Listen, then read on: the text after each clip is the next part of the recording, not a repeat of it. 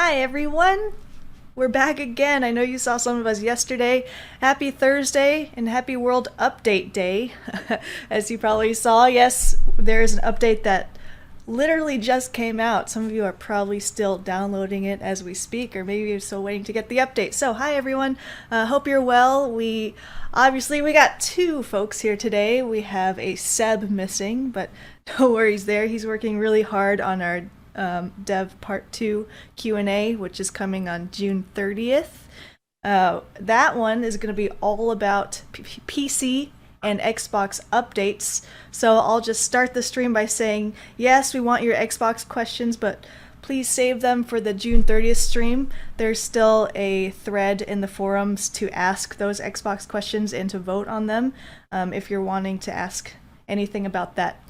But this stream is fully focused on world updates, so we'll do some introductions. First of all, my name is Jane. I am the community manager for Microsoft Flight Simulator, and below me we have Jorg. Hi, everybody. Thanks for joining. And we also have Marcial. Hi ho, very nice to be with you again. Awesome, thanks for joining us. Our agenda today, we'll first talk a little bit about the update that's out right now, and then we'll delve into what's coming, and after that we'll go into our Q&A. So go ahead and check out the PowerPoint here. Jorg, take it away. Yeah, so hi, everybody. Good to see you again. Yeah, we're having quite the week. I don't know to what degree you're following it all, but we had earlier in the week or weekend, we had our E3 announced. We announced our Xbox date, which is July 27th. If you haven't heard yet, we announced that we're doing something with Paramount and Top Gun, which is super cool. Yesterday we had a Q&A stream. Another thing that made me happy yesterday was Robert and PMDG announced that the DC6 is coming. Super cool, can't wait. And then today we launched World Update 5, and I basically wanted to celebrate that, talk a little bit about it. Also, as tradition, we're announcing World Update 6. We're also announcing a new partner, and we're announcing a new plane. Whee! So there's lots of stuff going on. So maybe roll through. Oh yeah, I think we wanted to start just with the trailer, right? Yeah, go ahead.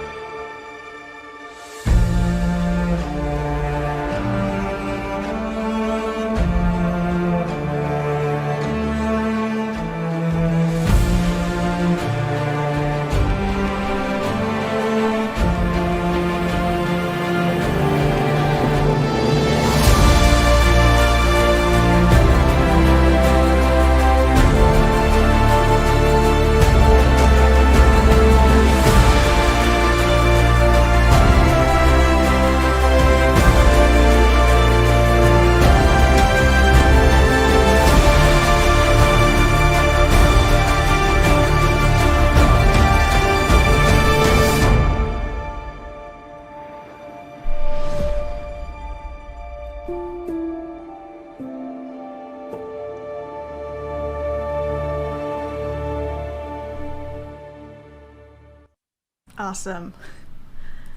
All right, yes, hope you enjoy that new update. And agree with you, chat. The music always gets better and better.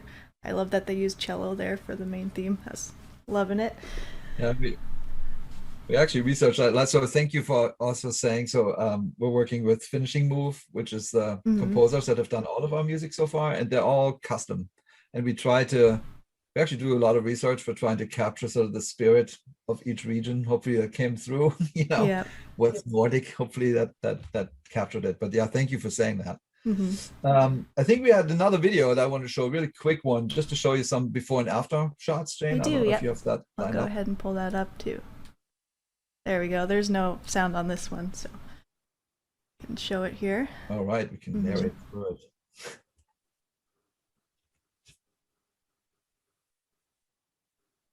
Yeah, so it's generic Svalbard versus new Svalbard. Gaia's doing a great job building airports.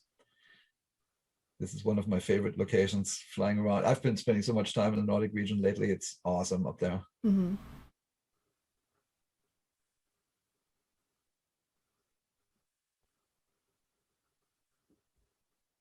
Bornholm, I don't know if you know it. Cool island south of Sweden, actually, but belongs to Denmark.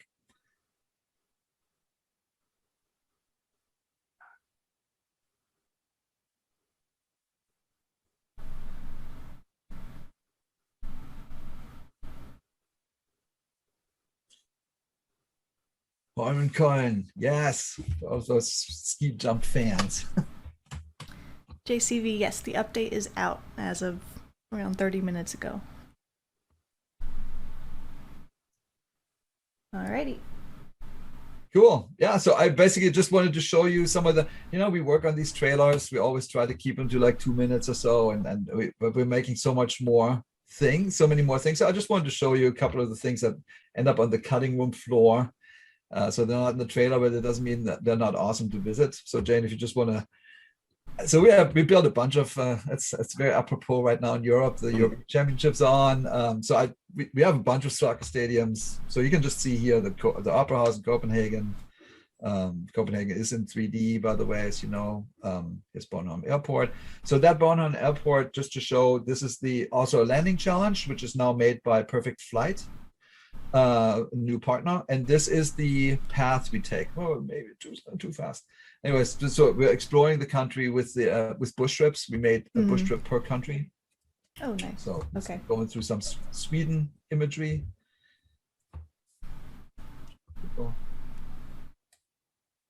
Lots of bridges in this area.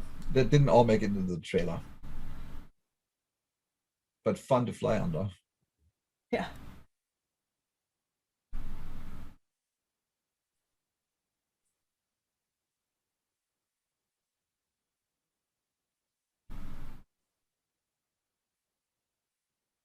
And we built a really large airport. So Gaia took this on. Arlanda. This is the landing challenge. It's also, if you look at the bush trip next. Next slide. Yep. So it's basically we're starting in Malmö and we fly up to Stockholm.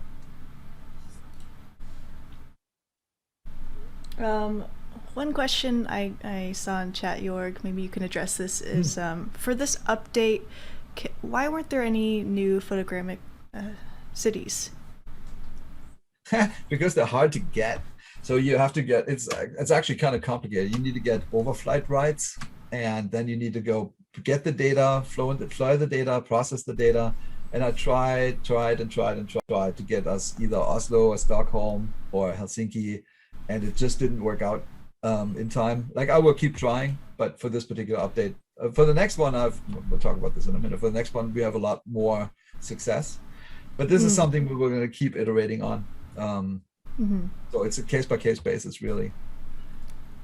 And we can talk about this later, because I saw some other questions about other regions of Earth, and it's just it's a pretty new industry. So you can't magically make Shabam and it all exists, but we will continue to push. So this is Vasa. Here comes the flight through Finland over the lakes. Super cool. The next slide. That'll be fun to do. Super cool area.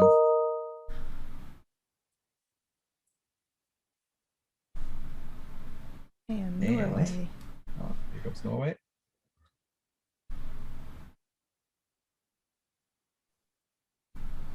This is a great country. I flew a bunch there lately, man. Awesome. The new height field really helps with the elevation and the fjords and all that. It's neat. Yeah, and I'm seeing some pretty good questions in chat. I would love for you to re-ask those once we get to the Q&A section so we can address them.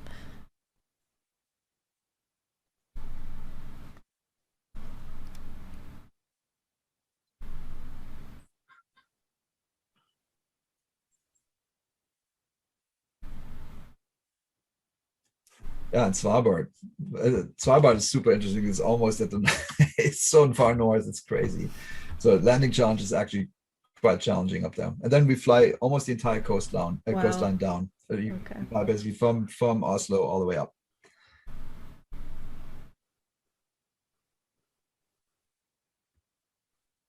Who in chat actually Last but not least. does the bush trips? I'm curious. I think they're really fun to do. So, ooh, I love that one in Iceland. Yeah, it's all Reykjavik. This is really northern tip of Iceland. Steve and Charlie, a famous airport. Ice. Ah, yeah. Look at that bush trip just around the entire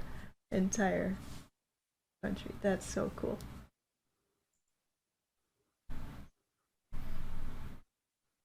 Awesome. All right. So that's just a little bit celebration. That's what you're about. That's what you're hopefully downloading now. I think it's super fun, and hope you enjoy it.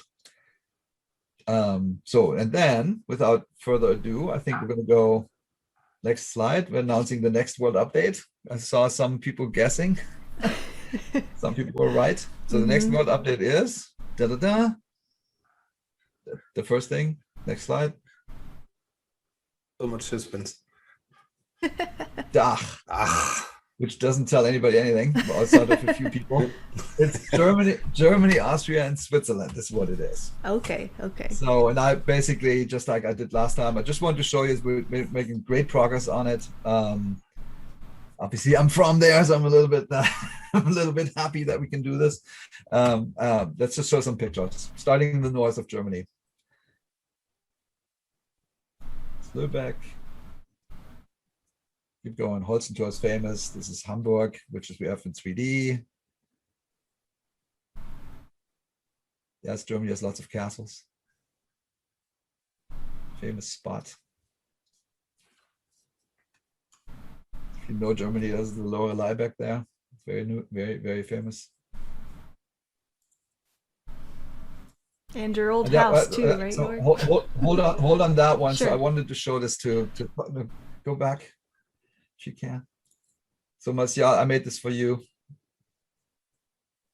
What is that? Is it a stadium? Stadium, Oh, yes. the stadium. Yeah. Got it. So for those who don't know, Germany just played France in that arena. And if you look at the score, we always say we're a totally real-time game and everything's real-time. But on that scoreboard, it says 0-0. So I just want to say that myself. 0-0.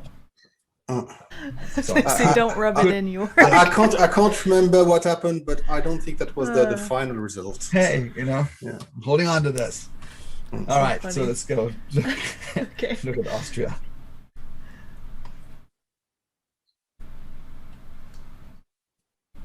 Oh yeah, Lübeck Airport is one. So we're planning on another airport, by the way. Lübeck is one of them. And some of you will know that Lübeck is currently missing in the sim all up.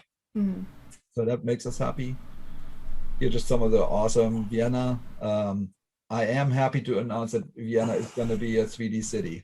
Ooh, that's awesome. Because if you've been to Vienna, it's just an amazing city. And then we're making Klagenfurt Airport at Austria. Really pretty, scenic, as you can see here. I think there's another picture of the tower. Gaia's doing great on this. Should be super nice. And then a little bit of Switzerland. So Zurich, we also have already in photogrammetry, as you might know, but there are some really important landmarks. Here's Lucerne, famous, burned down and got rebuilt recently. And then here's Lausanne. And then I didn't, so we're making St. Gallen. I just wanted to say that. But we are not ready to show anything yet. It's really early. It's just at the beginning. But so this is essentially what we're planning. There's going to be the data situation in this area of the world is really awesome. So we have great DEM and totally new aerials for this update. And it's also good news on the photogrammetry side. There's quite a bit. So I just said we have Vienna. There's some other ones we're getting. I'm honestly, these are deals I'm negotiating still, but just bank on it. There's going to be at least 3 new photogrammetry cities in this update, which will be great. That's awesome. Thanks, Jorg. Very exciting. Yep, a lot of you got it right when you guessed Germany yesterday. All right, we have another announcement here. Yeah. Ready to show it? Yeah, it's a plane announcement. So one of the things that I wanted to say, I mean, we do these world updates really to celebrate sections of the planet, like, and we're all about aviation. So this is the first time where we try to put together a famous plane that comes out of a region and coincide the launch of that plane with the regional update. Cool. So without further ado, it's not all perfectly done yet because we have a few months to go. But it is come on, next slide. It is the Junkers Ju-52, which is a very famous plane in Germany. Mm-hmm. This is the model right now. Model is coming together great. Can just go through it. And then, of course, we also need people who are, super knowledgeable about this plane. So in this particular one, I'm super happy we got support from the people in Paderborn, where one of the surviving Junkers is currently parked. We have support from Bernd Junkers, who's the grandson of Hugo Junkers, and from the Junkers GmbH. So we have basically all the information we want. And then we also we're very lucky to partner with probably the world's expert in making this for flight simming. So here's our new partner. Yes, and Oliver, you can go ahead and turn your camera on now. There we are. Hi. Hello. Hi, Hello. Okay, what should I say? I could say if you have seen these pictures of the coming update, then it lies on the hand why the Ju-52 must go into this simulator. That is only for VFR flight, the best plan. And what should I say? I'm proud to do it with you. Yep, and we also have some pictures inside the cockpit as well. I didn't know if you wanted to talk about that at all. Here's a couple photos. Yeah, we make it as real as it gets. That means that every switch is switchable and every function will be functionality like in the original one. Mm-hmm. And therefore we have contact with Ju-52 pilots and a lot of material as paper, as documents or checklists. This will be a wonderful plane. And I think it's a mix of a modern version and an old version. And the technology and the people still have to work themselves to fly them. That is something we will compare. Mm-hmm. And I think it's a wonderful thing to recreate a plane like this. With this beautiful landscape we have in the new Microsoft Flight Simulator, I think you give this plane never out of hand and love it and fly VFR, IFR, whatever you like. And how long have you been making planes for flight simulators? Yeah, I do development of flight simulation since 1998. Mm-hmm. I have made for FSX, prepared 3D and X-Plane.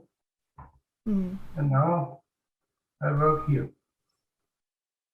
Yeah, I mean, basically, as I was researching which planes would be the most apropos for the region, I actually downloaded Oliver made already a version of the Junkers U-52 years ago, and it's super good. And we basically went on this journey together and said, let's make it perfect. Like no compromises. Let's just get every single switch. We have all the documentation from the actual manufacturers. Wow. We have the support from people, and we have pilots that are actually giving Oliver feedback in real time. And those are now rare folks, right, who actually flew the Junkers around in real time. So I think it's going to be just a great thing. And thank you, Oliver, for joining the team and making this happen. Yeah, we really appreciate it. And when's that coming out? Yeah, the goal is it comes out with World Update 6. And there's this thing in Germany, it's called Gamescom. I don't know if you know what that is, but it's a sort of a gaming trade show. It's late August. And our goal is to release the World Update around that time, and with it the Junkers. So it's going to be simultaneous releases. Incredible. Awesome. Thank you so much, Oliver. Glad you can join us today. We look forward to seeing that plane in full development for all of us to fly in. So thank you so much for joining us. Okay. Thanks, Oliver. Thank you again.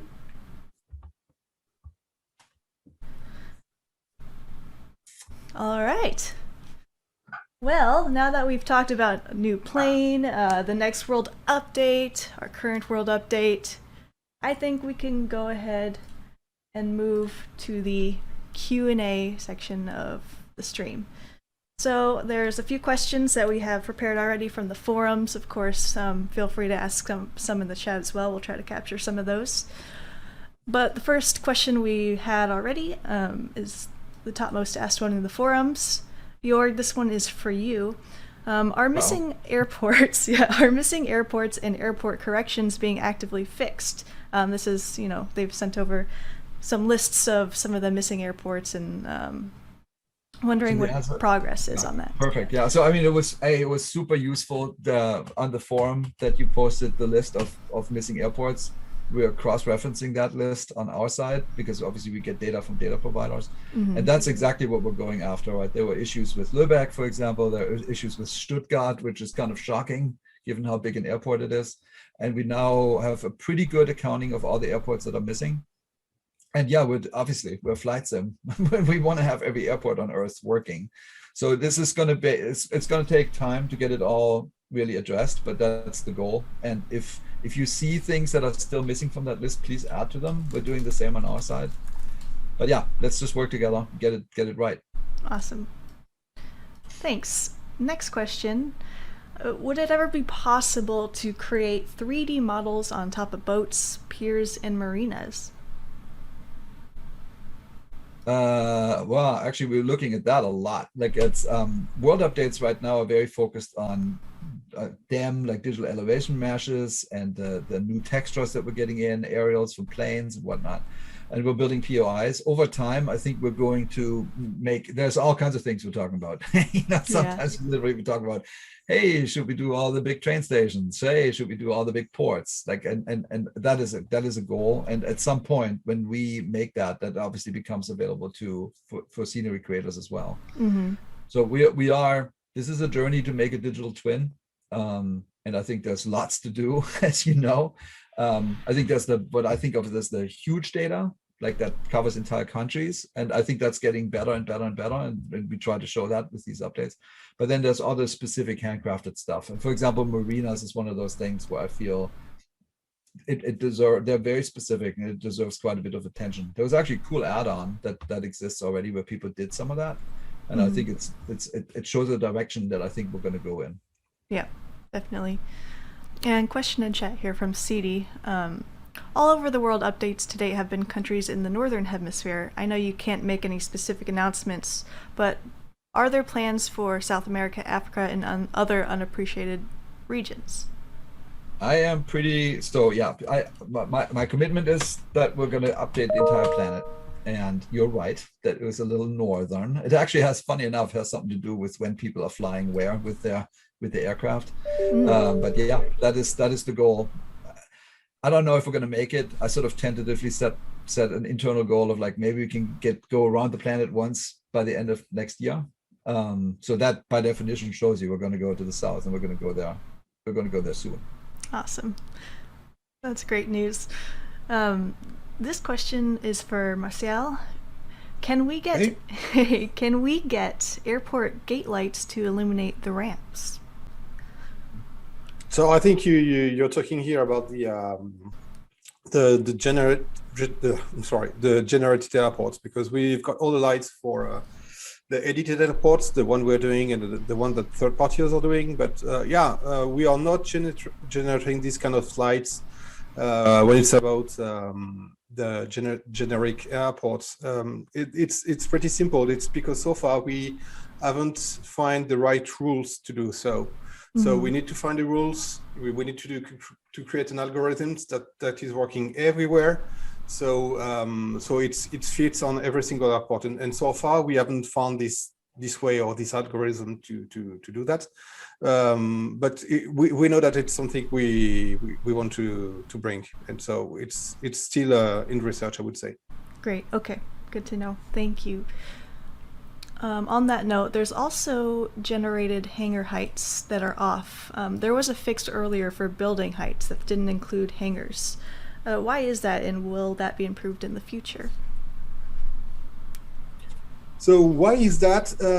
It's simply because every kind of buildings, you've got to do some piece of code, and you've got to do some kind of additions in order to have this be controlled by different parameters. And that's true. We haven't done yet that for the hangars. So we are just spawning. We are spawning hangars where they should be, and we didn't have so far the time to do some specificities on that, some code and addition. Awesome. Thank you. Can I ask a couple of questions real quick? Yeah. I see some good ones. Please, speeding by. There was a good one because I forgot. I was like, oh, Jorg. So somebody was asking, when are the float planes coming? So if you watch the Xbox trailer, then you saw that we actually added floats, because you know, we looked at the region and we're like, man, there's lakes and ocean everywhere. We need to be able to land. And so we adjusted several of our planes and added floats, and you will get that for free.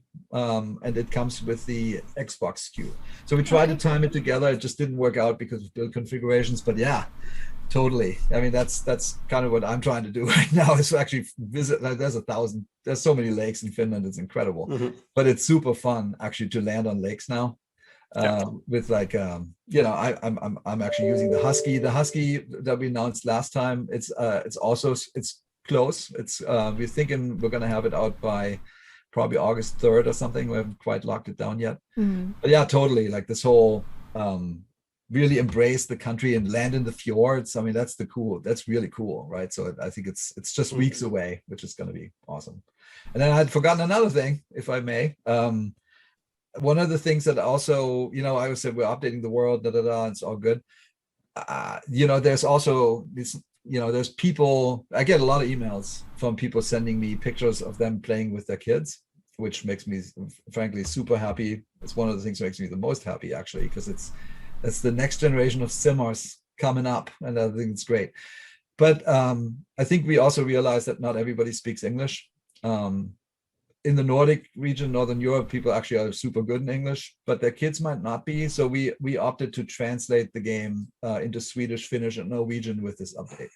And I hope that's appreciated and, like, you know, makes it a little bit more accessible for people in the region. Cool. Okay. And since we're talking about the question we've seen, I've seen a question about the sound of the Junker. So we had the chance to have an access to a Junker. So the audio team went there to do all the recordings they did to have the sound of the Junker, exactly like we did for the other planes. So this plane will also have the benefit of the work we're doing on sounds with the actual and true engines and sounds and everything. And we didn't quite go into, like with the Junkers, we didn't go into a ton of detail. There's going to be different versions because the plane has been around since the 30s. There's also updated versions with glass cockpits. So you could see some of the things in the pictures we showed.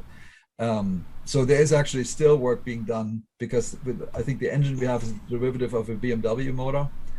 But what we really need is like a sort of a Britney kind of thing. So we will go out again to record probably another plane to just get the engine right, because the engine is different in the different versions that we're shipping, but it should be super accurate. I mean, it's as accurate as you can make it nowadays. Mm-hmm. That's fantastic. Thank you both. Another question, good question here is, how often is OpenStreetMap data updated? Mm-hmm.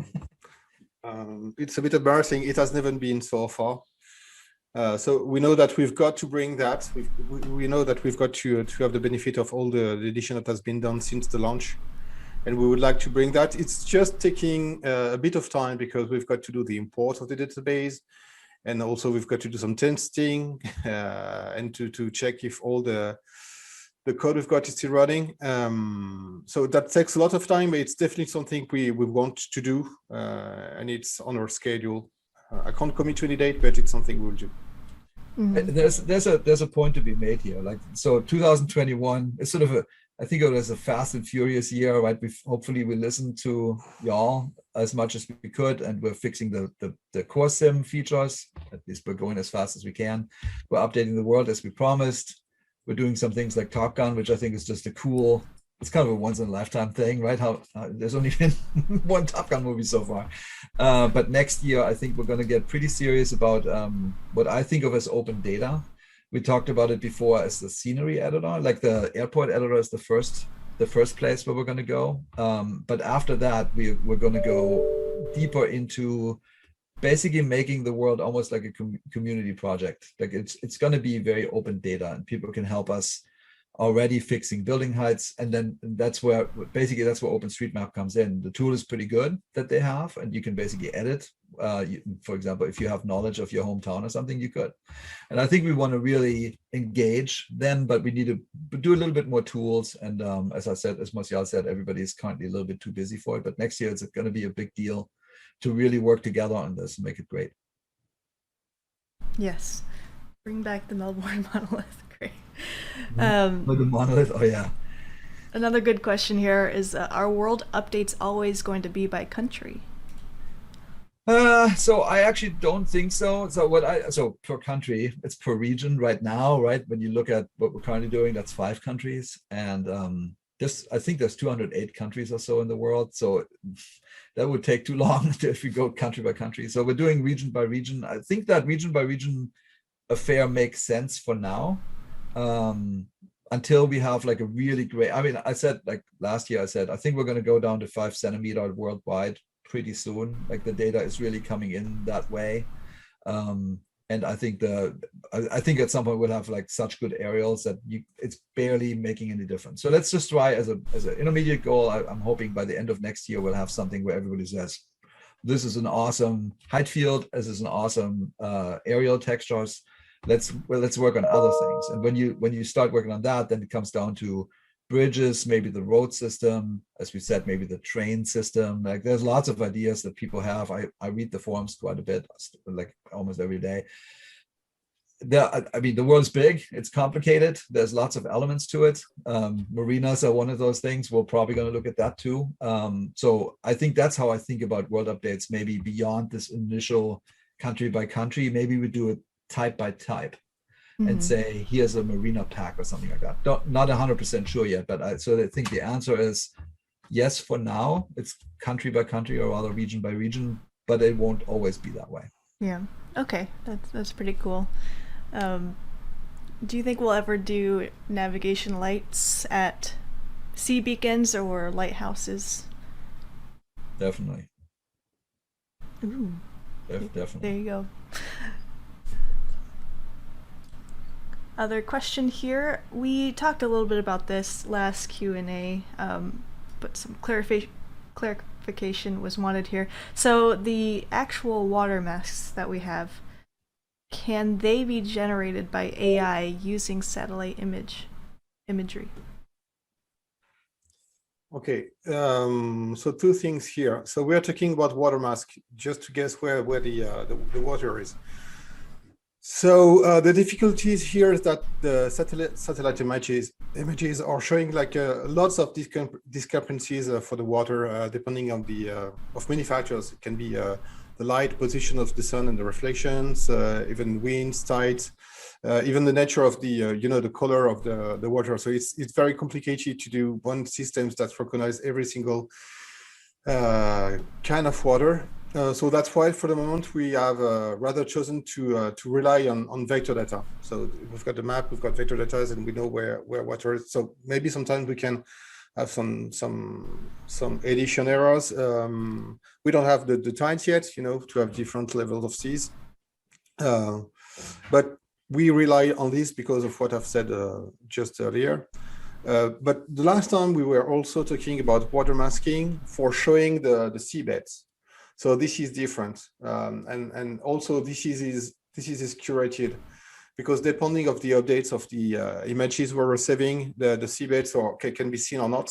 So we have to select, and we have to choose where we are going to show the photos on beneath the rendering of the water, and the same here. We haven't yet find a solution that could detect this fact that the part of the land you're saying is beneath the sea and it's part of the seabed, and that we could then use that into the sim. Maybe it's something we could bring later, but for the moment, this is handmade. Yep. I think we said that before. We're going to experiment with bathymetry. We have a data set for bathymetry. We need to see, and Seb made that point, it really 100% depends what the seabed is, right? And if it's muddy, it's muddy. If it's green, it's green. If it's sand, it's sand. And we need to, and it's interesting when you look at photographs of the water, it actually is so dependent on time of day when it was taken. I mean, sometimes it's literally just glare. All you see is like this brightness. I'm like, well, again, that's not very helpful. So I think we're going to try this with bathymetry here, and probably in the next months. I don't know, but you'll probably see something, maybe a result in 2022. Yeah. Okay. This question's being asked quite a bit. Is there any chance in the future where you're going to turn off runway lights during the daytime and just have them on when you switch to night? It's the way it has been done. The lights are always on, and after that it's the rendering that does the trick. So we would have to reduce a bit the system. It's something we could bring, but yes, it's not working like that for now. Yeah. And Jorg, you mentioned earlier when we were showing photos of the world updates that Gaia had worked on some of the points of interests, and questions in chat more so around what kind of team have we built for world updates. They were curious about how much Gaia does for points of interest and how much of our team is dedicated to world updates. So Gaia's team right now is about 40 people. So that's a split between some work on airports, some work on POIs, and then Perfect Flight is one individual, but a really great guy named Marco. The Bing team, that's hard to say. I mean, Bing, you have to think about it differently, right? There's companies and partners like Vexel that we have as a Microsoft level, and they're pretty big, and they don't fly worldwide, but they fly lots of regions of the world. And so we get all that data through Bing. And on the Bing side, so there's a dedicated group that is probably larger than our flight sim team, which is 250 or something like that now, when you count them all up.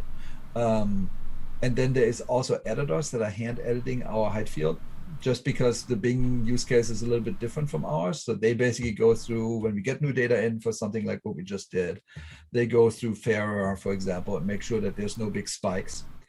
And that's we are just now, that team is now started and has helped. We're actually looking at, is that big enough? Because there's two editing teams. There's the height field editing team, then there's also the photogrammetry editing team. Because what you get with photogrammetry, while I really love photogrammetry for flight sim, it has some issues, right? Because it's basically just a plane flying overhead, and you see sometimes cranes, for example, are really funky objects, because you see sort of a half crane sort of sitting in the sky. If some of you flew over our version of London, you see there are some areas that don't look so good. And then typically you have 3D editors that go in and clean that up before we publish. And so I would say that team, I can't even put a number on it. It's the ones that directly work with us, probably 20, 30. There's a lot more beyond that. Yeah, and then I think I read somewhere why Gaia. I think Gaia is awesome. Like I really feel like we obviously had POIs from the base release, and we are trying to inch up the quality on everything. Like if you look at the airports that shipped in the base sim, I think we're getting to a better state via Gaia, and Gaia gives us lots of feedback of what features would be useful. They're just one of the third parties, but they're just very proactive, and it's helpful for us to hear all that. And then their POIs, I think, are really getting York words shit hot. I mean, I think some of them are great. You can really land on them, walk around and free camera and stuff, and the tow hold up great. So I think I'm very happy with them actually. Yeah. Just because of we're speaking about POIs, and somebody said that there's one bug where POIs are popping too close. So Gaia has been working on that, and we are bringing LODs very soon, so this will be fixed. Yeah, so I think, I mean, I get deliverables from Gaia literally almost every day. Like today we got updates for Paris, for example, because we are putting LODs into the Paris POIs. Yeah. And yesterday, like last week, it was London. We did fixes for Japan. I mean, this is not done. We obviously have our own bug database and our own testers, and we pay attention when you guys see something that's wrong. We put it in our bug database and fix it. Yeah. So it's not like we're done with the world update and don't go back. We're going to go back and make sure that everything works great. And someone asked earlier, you mentioned Perfect Flight. They wanted to know what role Perfect Flight plays in world updates. They're making our bush trips now and our landing challenges. I mean, like, I don't know if you play their stuff. We say they, it's him. I really liked it. Like, I remember the first one I think was called Fjords or something that I flew, and I thought it was really nice. Yeah. And then I played 2 or 3 more, and then our designers looked at it and everybody was like, this is great. So we basically just contacted Marco and said, hey, do you want to work with us? And he was all enthusiastic. It's been a long-term flight simmer. He's been creating things since the 90s. Super proficient at it, totally gets it. And yeah, I mean, you will enjoy World Update 5. You will enjoy missions from Marco. Yep. And going forward, I mean, that's the plan. He's been doing awesome. And you mentioned this already. Someone wanted to confirm, even though we didn't get photogrammetry cities for the Nordics, that doesn't mean they're not coming, right? You're still trying to get them. You'll see, like, I am relentless. Trust me, like I will relentlessly pursue the world being as perfect as you can make it in modern technology. Like, trust me on that. Like, it's. Oh, you can trust it. Yeah, I'm getting on everybody's nerves with that. But we're gonna get as many photogrammetry cities as you can get. Like, seriously, my goal is that this is the definitive digital twin. Yeah. And while our focus is new regions, whenever we have a world update for POIs, do you ever think we'll go back to ones we've done already for new POIs as well? For round 2, I guess. So I don't know exactly. So right now, we're currently looking at both the launch airports and the launch POIs and see if we should upgrade them, because the bar has been raised since we launched. Yeah. And so I think that's something nobody should be surprised if we go back and make changes and improvements to everything we've already done.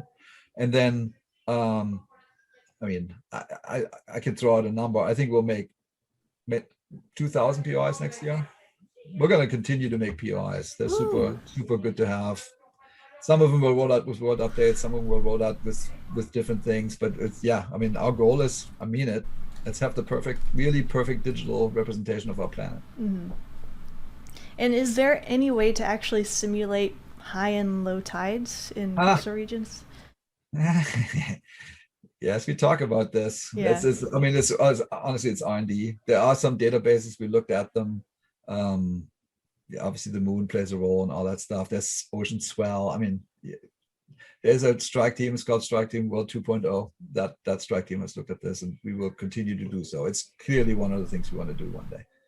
Like where I come, like Germany has an area that is like huge, that is, depending on the tide, is either like, basically like a state that's completely underwater, submerged, or not. It's called Wattenmeer, and it's super cool.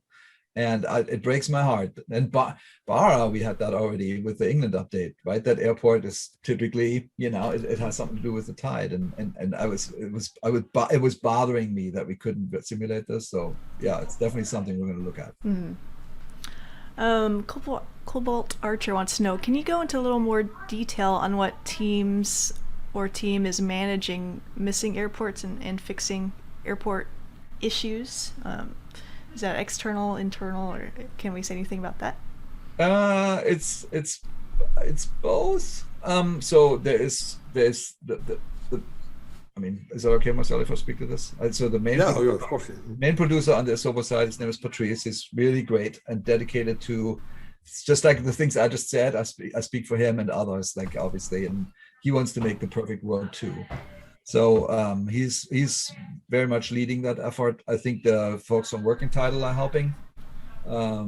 Chris from Working Title has been engaged on that particular front. I know Royal on our side, who's our aviation expert, has been looking at this. I know they're working with some folks out of the community.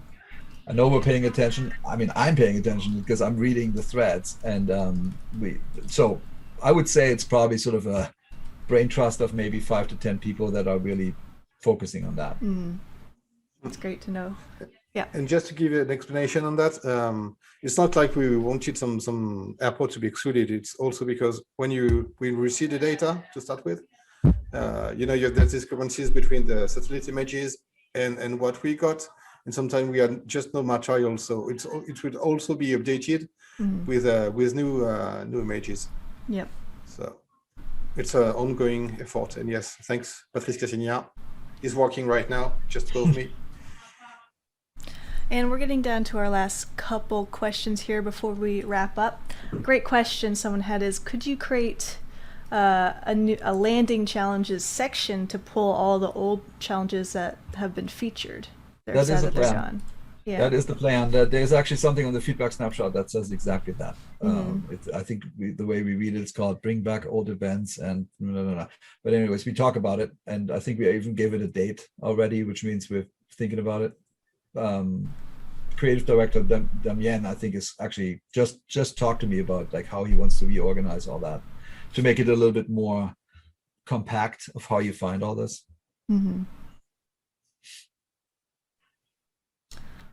Let's see. Seeing maybe one or two more questions here. Oh yeah, will the Aurora Borealis be featured one day?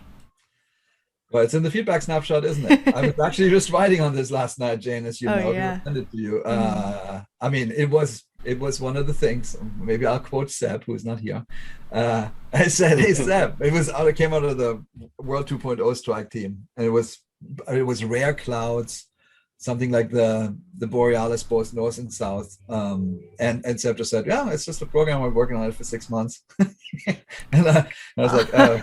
6 months, damn, because it has to be physically right. That's the problem. Yeah. We don't fake stuff. So we would have to know something about the magnetic field, and we would have to go, what does the iron storm look like right now? I mean, it's really just kind of like that. And I don't know that much about the physics, but Seb immediately went into the physics land. Is like, you're up, we need to get this right. So I think it's definitely on the roadmap. I think we put it probably into 22 is where I think we put Northern Lights. And it's not just Northern Lights, Northern and Southern Lights, but yeah. Awesome. We won 6 it. months. Wow. That's really cool. Oh my God. Well, it's Seb's way. Yeah. Fantastic. Well, all right, everyone. So this is not the end of our Dev Q&A. We have part 2 coming in just a couple weeks on June 30th. And that's when we're really going to delve into Sim Update 5, so Xbox and PC improvements. So if you have a question, go ahead and head to the forums and post that in the Dev Q&A section, or vote for questions that are already posted in there.